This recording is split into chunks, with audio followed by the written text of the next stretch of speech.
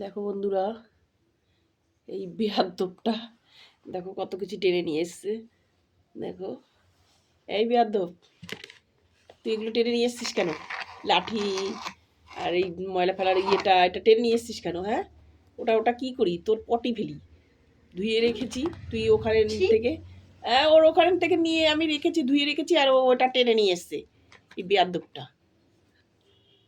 আবার পাশে মিমি শুয়ে আছে।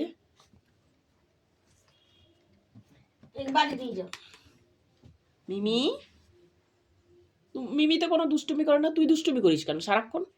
হ্যাঁ, সারাক্ষণ চলতেই থাকে, কোনো সময় বিরাম নেই। কোনটা ফেলবে, কোনটা কামড়াবে, কোনটা কি করবে। সোনাই, ওর পিছনে লাগিস না, তোর মাথা খারাপ করে দেবে কিন্তু। তোর মাথা খারাপ করে দেবে সোনাই, ওর পিছনে লাগিস না। হ্যাঁ, সারাক্ষণ এটা টেনে নিয়ে আসবে, ওটা টেনে নিয়ে আসবে। যাদের বাড়িতে আছে তারাই জানে যে বেয়াদ্দপগুলো কি করে। ছেড়ে রাখলে তো রক্ষাই নেই, যদি বেঁধে রাখা হয় তা আবার কাঁদবে, চোখের থেকে জল জল পড়বে। হ্যাঁ, এমন বেয়াদ্দপ বাবা। মিমি কিন্তু ওরকম করে না। ওই যে মিমির পিছনে লাগছে আবার। মিমি দেবে এখানে চড়, মিমি চড় দিয়ে দেয়। মিমি না কি করে বলতো, কিছু দিশা টিশা না পেয়ে অন্য আর এক জায়গায় চলে যায়, দিয়ে গুটিয়ে শুয়ে পড়ে। অনেক সময় আলমারির উপর উঠে পড়ে। হ্যাঁ, এবার কামড়া। ওর কোনো সময় স্বস্তি নেই, অস্থির করে ফেলে মানুষকে সব সময়।